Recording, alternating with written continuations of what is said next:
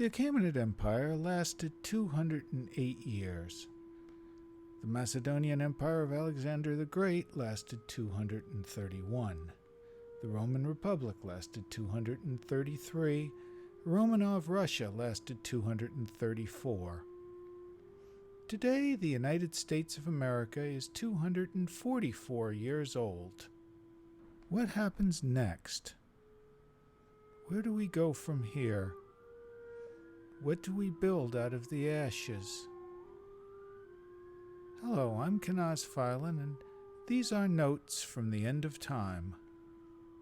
Hello again, everybody, and welcome to our 9th episode of Notes from the End of Time. This one is not on Free Atlantic Voices because Free Atlantic Voices is no longer with us. For unspecified terms of service violations, we were booted from that host. I'm going to continue making Notes from the End of Time, distributing it on my own channel, which is modest, doesn't have quite the distribution that Tom Kaczynski's channel has, although you will still be seeing me on Tom Kaczynski's channel. I still hope to be working with Tom. I will still be bringing you cutting-edge and controversial topics like H.P. Lovecraft, C.S. Lewis, J.R.R. Tolkien, a Catholic perspective on today's world. Believe it or not, I have been asked to leave social media outlets and internet service providers on more than one occasion. I have to admit, I never figured I'd get tossed off for being too Catholic, but the world is what it is. In the meantime, Notes from the End of Time with Kanaz Phylan is still available on iTunes. We're available on SoundCloud. We're available on Google Play Podcasts. You can also find us on YouTube and BitChute. Interestingly, I am getting about 10 times the traffic on BitChute. Not getting a lot of traffic in either place, but about 10 times the traffic on BitChute, which I get on YouTube. As podcast personalities are wont to say, like and subscribe. And in my previous episodes, I've been talking about war, talking about a just war, asking people what our end game is as the current chaos continues. Today, I was going to offer some constructive suggestions toward how we could build a better society. These are based on a papal encyclical written in 1963 by Pope John XXIII called Pacem in Terris. That's peace on earth. And while it is a papal encyclical, Pope John's intended audience was not just the Catholic faithful, but as he put it, all men of good will. Pope John was putting those ideas out there for anybody who was interested in establishing universal peace and truth, justice, charity, and liberty. I think we're all interested in establishing that kind of universal peace, so let's see what Pope John had to say about it. The opening line is, "Peace on earth, which man throughout the ages has so longed for and sought after, can never be established, never guaranteed, except by the diligent observance of the divinely established order." And I understand that divinely established order thing is a little bit controversial nowadays. Pope John went on to say that a marvelous order predominates in the world of living beings and in the forces of nature is the plain lesson which the progress of modern research and the discoveries of technologies teach us. And it is part of the greatness of man that he can appreciate that order and devise the means for harnessing those forces for his own benefit.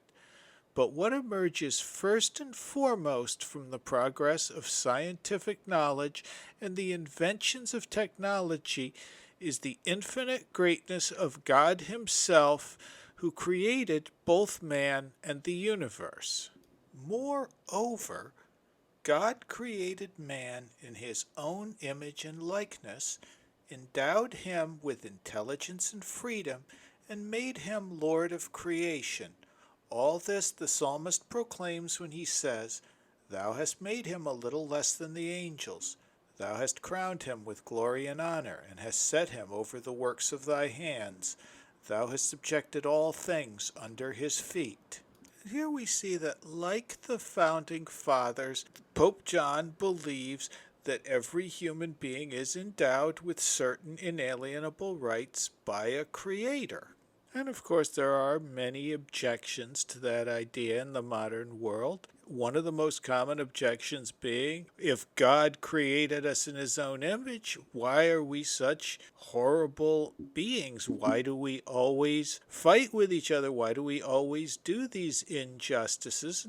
Pope John goes on with paragraph 4 says, and yet there is a disunity among individuals and among nations which is in striking contrast to this perfect order in the universe. One would think that the relationships that bind men together could only be governed by force. And today, more than one thinks that the relationships between men could only be governed by force. That seems to be the only way we know how to deal with the relationships between men. We silence people who say things we don't like. We beat people who have bad politics. We try to intimidate our opposition. Force is the go-to method today. Everybody has strong opinions, and everybody wants to shut down the other person's strong opinions. But that very strong feeling points to something. And here John said, but the world's creator has stamped man's inmost being with an order revealed to man by his conscience, and his conscience insists on preserving it. Man is unique among animals in that, so far as we know, we are the only animal that agonizes over its actions in response to a moral code. We're the only animal capable of feeling guilt. To use a Christian term, we have the knowledge of good and evil. In Catholic teaching, the fall of man is what is called the felix culpa, the fortunate sin. Because Eve and Adam ate of the apple, that opened the way for the resurrection, and from there the redemption of man.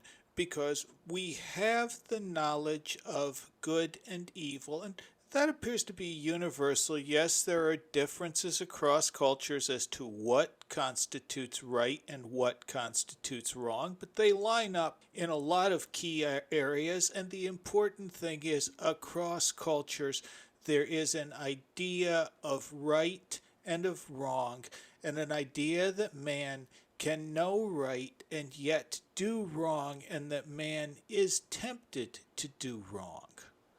And that knowledge of good and evil, that free will, and that propensity to sin are all part of the Catholic viewpoint, and on a greater level, part of the Christian viewpoint. There are no Christian denominations that will deny that man is a sinful being, or will deny that man is capable of redemption. And any system which doesn't take all of those things into account is doomed to failure. As Pope John said, many people think that the laws which govern man's relations with the state are the same as those which regulate the blind elemental forces of the universe. But it is not so. The laws which govern men are quite different. The Father of the universe has inscribed them in man's nature, and that is where we must look for them, there and nowhere else. And today our science, our philosophy, our politics, our economics deal with nothing but blind impersonal forces. We're sorted by demographic, by age, by income status. We become nothing but data points. What do we produce? What will we consume? What ads should we deliver to us? We've become cogs in a machine run by blind impersonal forces, Yet, as a society, we have not grown more just, and as individuals, we are certainly not happier. And how do we fix that? Pope John XXIII would note, any well regulated and productive association of men in society demands the acceptance of one fundamental principle, that each individual man is truly a person. His is a nature that is endowed with intelligence and free will. As such, he has rights and duties which together flow as a direct consequence from his nature. These rights and duties are universal and inviolable, and therefore altogether inalienable. John wrote this encyclical not just to the Catholic faithful. Remember, this is to all men of good will. What John is saying is that any society, a Christian society, a non-Christian society, cannot be well regulated and productive unless it recognizes those inalienable rights of man. And what are those rights? Man has the right to live. He has the right to bodily integrity and to the means necessary for the proper development of life, particularly food, clothing, shelter, medical care, rest, and finally the necessary social services. In consequence, he has the right to be looked after in the event of ill health, disability stemming from his work, widowhood, old age, enforced unemployment, or whenever through no fault of his own he is deprived of the means of his livelihood. And this is a common theme in Catholic thought. The Burgos laws, which are the first human rights laws, were enacted in the Spanish Empire to protect the human rights of Indians to food, to not being worked to death in the mines, and to an education. And those were enacted thanks to diligent lobbying efforts from Father Antonio de Montesinos and some other Dominican friars from Hispaniola. And of course, you can argue that the Church didn't do enough to stop racism or to prevent excesses against colonized peoples. But what you can't argue is they were the first voice to cry out for those rights. And while most of our social programs and our welfare programs concentrate on keeping the poor fed and content and poor, the Catholic Church and Pope John said, moreover, man has a natural right to be respected. He has a right to his good name. He has a right to freedom in investigating the truth and, within the limits of the moral order and the common good, to freedom of speech and publication, and to freedom to pursue whatever profession he may choose. He has the right also to be accurately informed about public events. And that again is not something new. The laws of Burgos forbade a Spanish colonist from calling an Indian dog or addressing him by anything but his proper name. We understand you need more than just a content and fed populace. You need a population that feels respected. And if you're a Catholic, every human being, without exception, is possessed of an immortal soul made in the image of God, and every human life, without exception, is sacred from the moment of conception to the moment of natural death. You don't need bi pride, fat pride, NB pride, whatever kind of pride you think you need. You have innate value because you have a soul made in the image of God, and your life is sacred from the moment of conception to the moment of natural death. And Pope John recognized another right which is really not taken seriously today, the right to be accurately informed about public events. Your government should never, under any circumstances, have the right to lie to you. Yes, there may be times when information needs to be withheld for the public good, though I'd like those times to be as few as possible, and I'd like some pretty stringent regulations on what needs to be kept secret. But your government should never, under any circumstances, have the right to tell its population a falsehood. Your government should not have the right to suppress information which it finds inconvenient. Your government should not have the right to tell you that something did not happen when it did. It does not have the right to blame an attack on our civilians on a convenient target rather than on the people who actually did it. All those rights have been trampled on over the past few years, and I think they are going to need to be the hallmark of any just civilization going forward. Politicians are not allowed to lie. Technocratic plutocrats are not allowed to protect us from information for our own good. We have the right to the truth. We have the responsibility and the right to investigate the truth.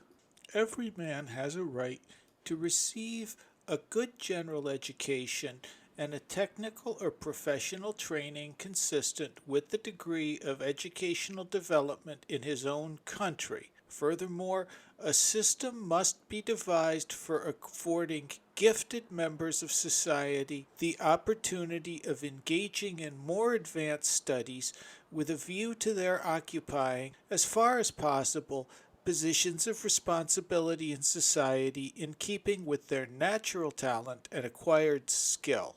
And that provision for gifted members of the society is so important for everybody. No child should be shut out of getting an education. No person should be shut out of getting an education on the basis of race, ethnicity, creed, color, any incidentals. Every individual should receive the best education they can receive, and those individuals who are more gifted should receive an education consistent with them reaching their highest and best ability.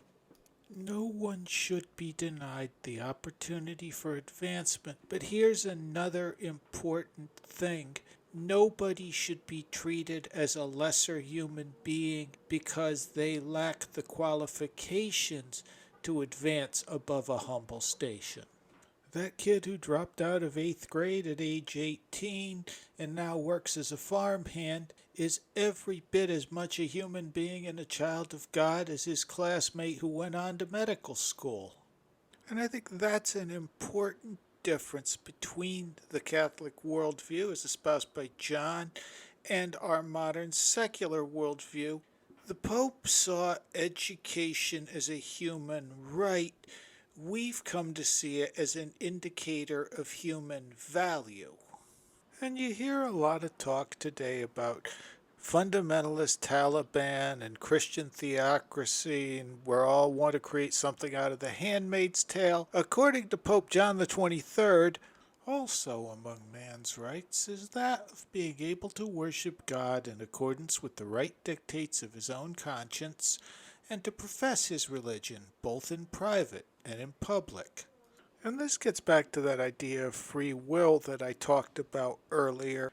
According to Christian tradition, and I agree with G.K. Chesterton that it's the most easily proven of all Christian assertions, humanity is capable of knowing the difference between good and evil, and yet often knowingly and willingly chooses to do evil. Christ died on the cross so that all those who chose to follow him might receive the gift of eternal life. But it is important that the individual make the conscious choice to follow Christ just as the individual makes the conscious choice to sin. The church can and should have a say in social policy. The church can and should have a say in social policy and political affairs, just as any other large organization of like-minded individuals should.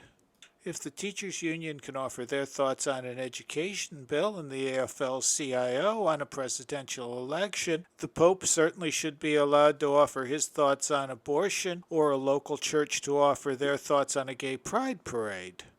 But you cannot, by force of law, make people accept Christ in their hearts and make them believe in Christ. And a personal acceptance of God's gift, becoming part of that redemption, is key in every denomination of Christianity. For Reformed and Evangelical Protestants, it's the only step that matters. Catholics would add in the sacraments and a few other things. Calvinists will tell you that only a few people are predestined to be members of the elect who make that personal decision. But everybody agrees the individual's got to make that personal choice, and you can't make that personal choice with a gun against your head. Yes, there have been situations in Christian history where conversion by the sword took place. We generally frown on it now because we realize not only isn't it an affront to God and the taking of innocent life, it doesn't work very well. When it comes to building a Christian community, feeding the poor and healing the sick does a lot more to win followers and hearts than lining people up and offering them the choice of convert or die.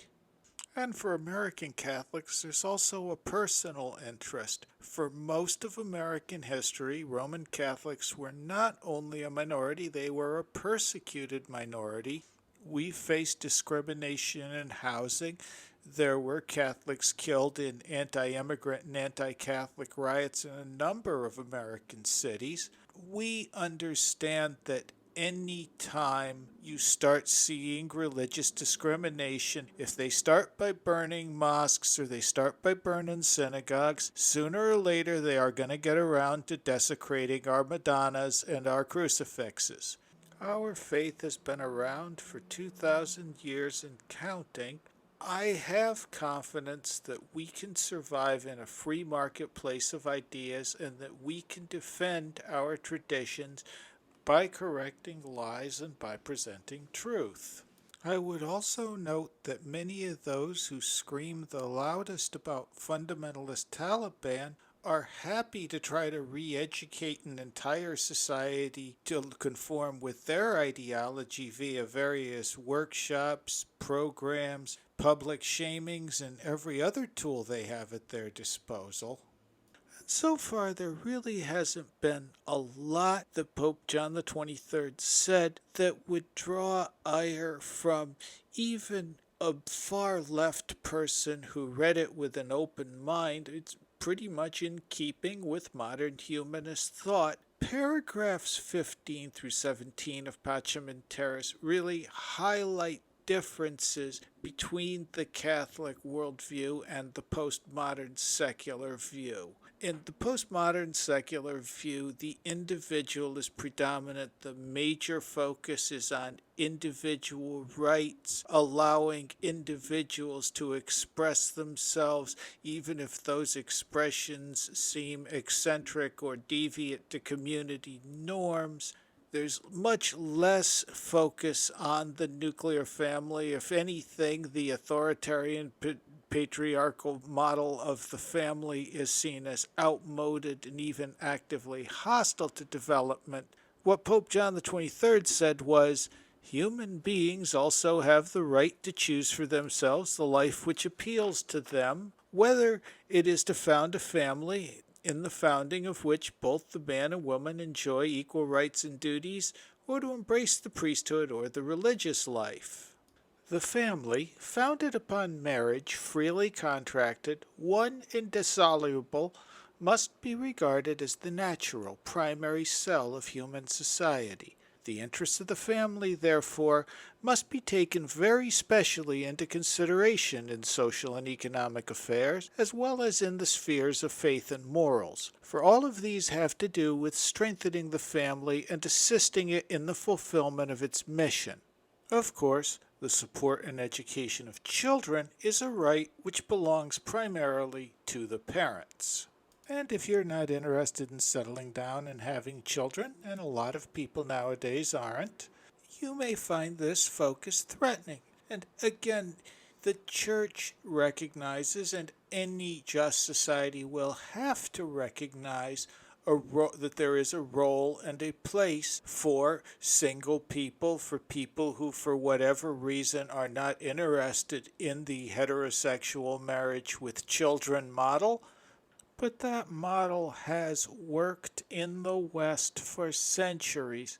It produced reasonably stable, happy societies. There was always a place in town for spinster aunts. You saw pansies in vaudeville shows. As I'm always fond of reminding people, we've known what sodomy was since the days of Sodom, but while the Catholic Church always condemned sodomy as a sin, they did hire a rather notorious sodomite to paint the ceiling of the Sistine Chapel. It is much easier to build a stable society of happy extended families living alongside each other, working together to help raise the children, with fathers who function as authority figures, with mothers who handle the finances and who also work with raising the children. Those traditional models became traditional because they worked. They weren't created by a bunch of old white men steepling their fingers and trying to figure out a way to enforce white supremacy forever. They lasted for centuries because they were the best model for creating a stable Western society. That doesn't mean we want to enforce it at gunpoint, but the point is we don't have to enforce it at gunpoint. Left to our own devices, we seem to fall into this sort of, if for lack of a better word, monogamish, emotionally monogamous couples that raise children together. And that seems to be a pretty good working model. There are less families following this model now. There are more children being raised in single-parent households. But I'm not sure those children are the better for it. And by a lot of rubrics, it appears that children that are raised in non-traditional households come at a significant disadvantage. We can fight for the rights of identity groups that nobody ever heard of 2 weeks ago. Why do we not fight for stronger families, for measures that will keep families together? Why do we not fight for a society that encourages traditional marriage? Why do we not fight to work towards a situation where extended families can still live together in close proximity to each other, where we can have those villages of families which were the backbone of society for most of, not just Western history, for most of our recorded history? Why would we not look at the ways in which our modern capitalist globalist system has torn apart families, starting with the creation of the, quote, nuclear family, unquote, that the mid-20th century tried to sell us an image of the nuclear family on situation comedies. The nuclear family was only created to replace the extended family when the interstates and the rise of the post-war defense industry sent whole families moving across the nation after Dad got transferred to a new job with his promotion. Today's rise in sexual permissiveness has given us a generation of young women who see getting their first OnlyFans account as a coming-of-age ritual, and a generation of young men who have little interest in women at all, save the ones they look at the screen with the hand lotion next to them. And no, I'm not saying ban pornography and ban birth control. As a Roman Catholic, I am obligated to say ban abortion. But I do think it's worthwhile to tally up the social and the economic and the personal costs that the sexual revolution wrought upon our society. We keep hearing about the glories of feminism. There was a dark side to feminism, and I think we need to acknowledge that. Again, we're Catholics. All people are born sinners. Any human institution is going to be tainted by human sin. You can learn from other organizations. You can even acknowledge achievements they made or great things they did while disagreeing with their core message and thinking their main impact being an overall evil.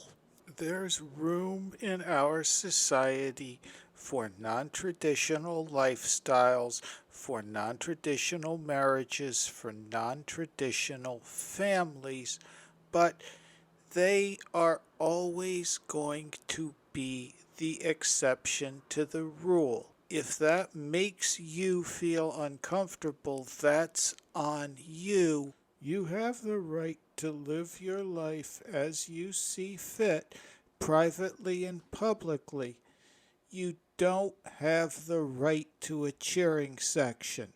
People have conflated the right to tolerance with the right to adulation. Only in a stable community with strong families can there be the kind of peace and abundance of resources that generally makes for higher tolerance of diverse opinions and diverse people and diverse cultures. And church teaching is pretty clear on the rights of workers. The economic rights, as John put it, a man has the inherent right not only to be given the opportunity to work, but also to be allowed the exercise of personal initiative in the work that he does. The conditions in which a man works form a necessary corollary to these rights. They must not be such as to weaken his physical or moral fiber or militate against the proper development of adolescence to manhood. Women must be accorded such conditions of work as are consistent with their needs and responsibilities as wives and mothers. The worker is likewise entitled to a wage that is determined in accordance with the precepts of justice. This needs stressing. The amount a worker receives must be sufficient in proportion to available funds to allow him and his family a standard of living consistent with human dignity. Pope Pius XII expressed it in these terms: Nature imposes work upon man as a duty, and man has the corresponding natural right to demand that the work he does shall provide him with the means of livelihood for himself and his children. Such is nature's categorical imperative for the preservation of man. He has the right to the private ownership of property, including that of productive goods. This, as we have said elsewhere, is a right which constitutes so efficacious a means of asserting one's personality and exercising responsibility in every field, and an element of solidity and security for family life, and of greater peace and prosperity in the state. Finally, it is opportune to point out that the right to own private property entails a social obligation as well. This is the second time we're talking about rights and duties. As you can see, the church is really clear on this. A worker has the right to an honest day's pay for an honest day's work. They were very clear that the working men were allowed to form working men's guilds and unions, but they also recognized that every right comes with a corresponding duty. As a worker, you have a duty to put in an honest day's work for your pay. If your employer does not meet the obligation of providing you an honest day's pay, you have the right to strike. You have the right to own a factory. You have the duty to pay your workers a fair wage and to provide them with safe conditions. You have a right to free speech. You have a duty to speak the truth. As John puts it, to claim one's rights and ignore one's duties or only half fulfill them is like building a house with one hand and tearing it down with the other. He also went on to say, it is useless to admit that a man has a right to the necessities of life unless we also do all in our power to supply him with means sufficient for his livelihood. Hence, society must not only be well ordered, it must also provide men with abundant resources.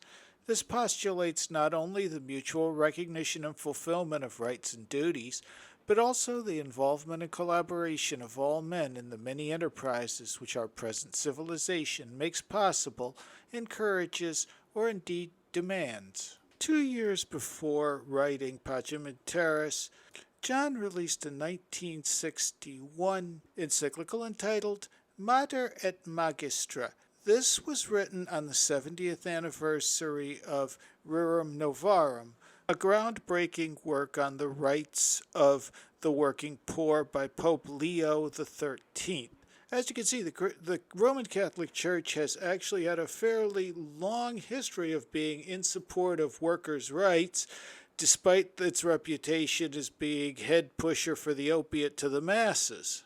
In that work, John said, "The question of work must be regarded not merely as a commodity, but as a specifically human activity. In the majority of cases, a man's work is his sole means of livelihood. Its remuneration, therefore, cannot be made to depend on the state of the market. It must be determined by the laws of justice and equity. Any other procedure would be a clear violation of justice, even supposing the contract of work to have been freely entered into by both parties. Secondly, private ownership of property, including that of productive goods, is a natural right which the state cannot suppress, but it naturally entails a social obligation as well. It is a right which must be exercised not only for one's own personal benefit, but also for the benefit of others. As for the state, its whole raison d'etre is the realization of the common good in the temporal order. It cannot, therefore, hold aloof from economic matters. On the contrary, it must do all in its power to promote the production of a sufficient supply of material goods, the use of which is necessary for the practice of virtue. It also has the duty to protect the rights of all its people, and particularly of its weaker members, the workers, women, and children.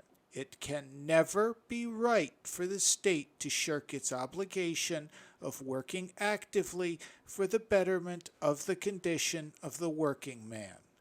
Finally, both workers and employers should regulate their mutual relations in accordance with the principle of human solidarity and Christian brotherhood. Unrestricted competition in the liberal sense and the Marxist creed of class warfare are clearly contrary to Christian teaching in the nature of man. These venerable brethren are the basic principles upon which a genuine social and economic order must be built. Pope John also acknowledged the right of a human being to emigrate to other countries and take up residence when there are just reasons in favor of it, and he did note that the fact that he is a citizen of a particular state does not deprive him of membership in the human family, nor of citizenship in that universal society, the common worldwide fellowship of man. And as somebody who's been critical of immigration in the past and is critical of immigration in the present, I agree that it's important that we keep in mind that these immigrants are fellow human beings. I live in a neighborhood with a lot of first generation and second generation immigrants. Yes, I think that demographic shifts in a country can and generally do lead to social tensions. I think that immigrants have been used as a tool to depress working man's wages in the United States and elsewhere. They've also regularly been exploited by people who wanted to use their labor and get around OSHA laws. It's all right to ask those questions, but it's also important to remember that these immigrants are by and large people who just came here in search of a better life. My quarrel is with the NGOs and human smugglers who get rich off their misery. My quarrel is with the sweatshops that profiteer off their sweat. My quarrel's not with these people. As John put it in Pacem, Before a society can be considered well-ordered, creative, and consonant with human dignity, it must be based on truth. Human society, as we here picture it, demands that men be guided by justice, respect the rights of others, and do their duty. It demands, too, that they be animated by such love as will make them feel the needs of others as their own, and induce them to share their goods with others, and to strive in the world to make all men alike heirs to the noblest of intellectual and spiritual values. Nor is this enough, for human society thrives on freedom, namely, on the use of means which are consistent with the dignity of its individual members who, being endowed with reason, assume responsibility for their own actions. A regime which governs solely or mainly by means of threats and intimidation or promises of reward provides men with no effective incentive to work for the common good. And even if it did, it would certainly be offensive to the dignity of free and rational human beings. Authority is before all else a moral force. For this reason, the appeal of rulers should be to the individual conscience, to the duty which every man has of voluntarily contributing to the common good. But since all men are equal in natural dignity, no man has the capacity to force internal compliance on another. Only God can do that, for he alone scrutinizes and judges the secret counsels of the heart. Governmental authority, therefore, is a postulate of the moral order and derives from God.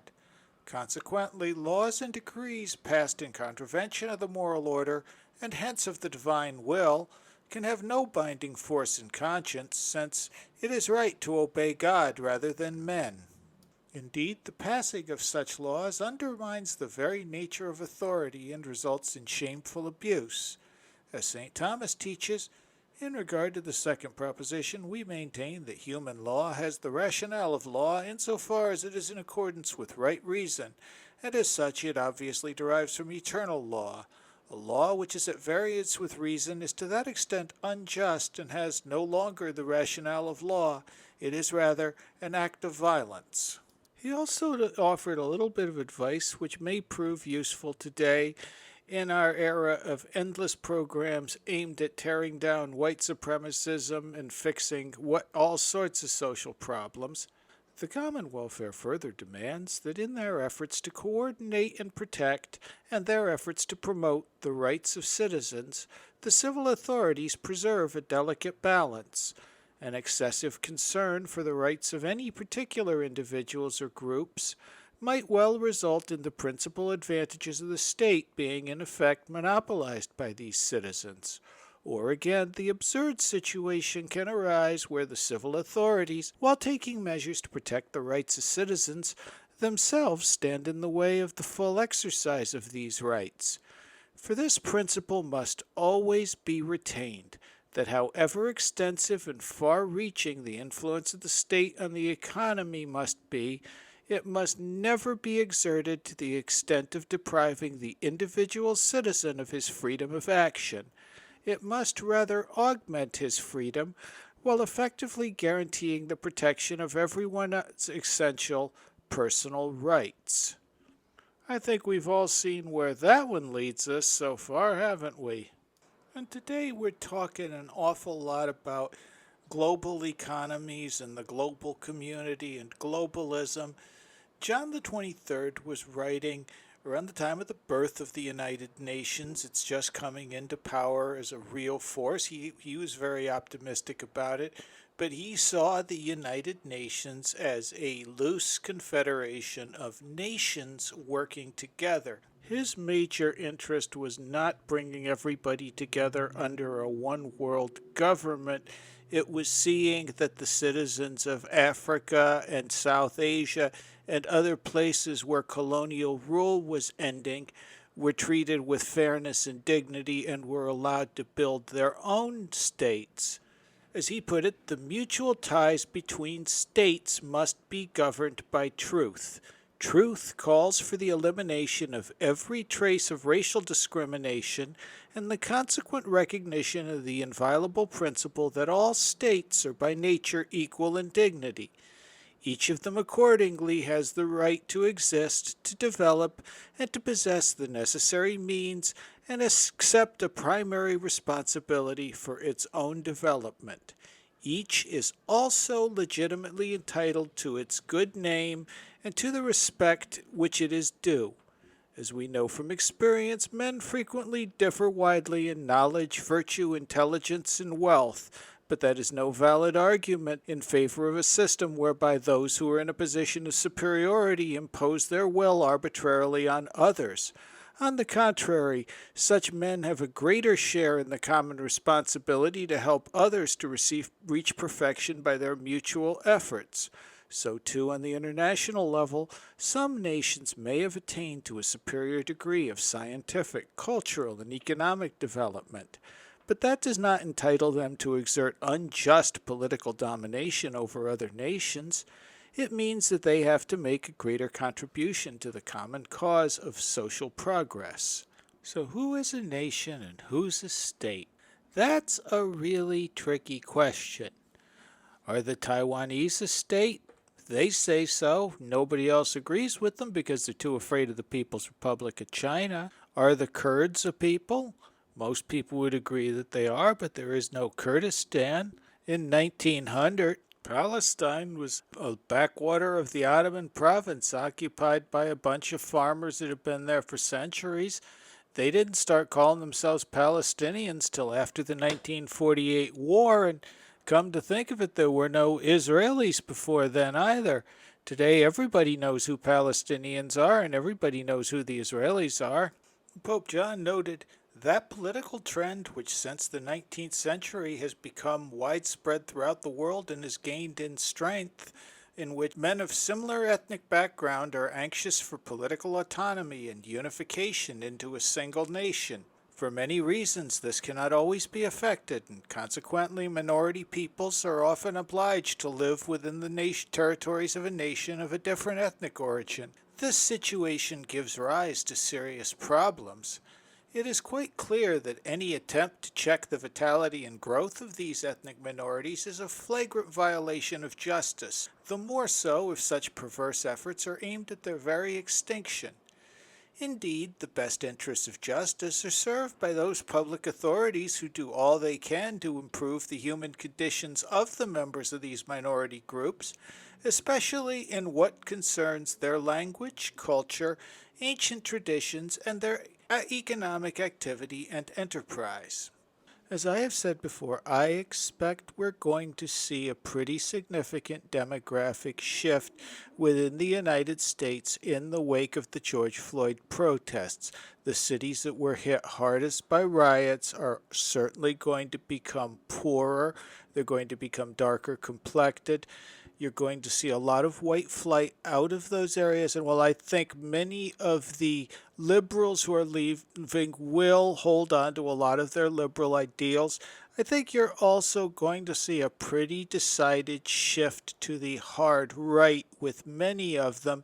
And a lot of people who wouldn't say racist things in public will begin saying them to their friends and taking those racist ideas into account where they choose where to relocate. We've already seen in several instances when people tried to take BLM protests into smaller towns and into suburbs, they were met with a hostile audience. Quite a few times that hostile audience was brandishing guns. So far, nobody's been shot in those situations, with the exception of the Kenosha shooting. That will change if people keep trying to push into those areas. I think we've seen the battle lines for where things are shaping up, and those lines are going to be redrawn, if they get redrawn, in blood. This will certainly lead to increased tensions between various groups in the United States.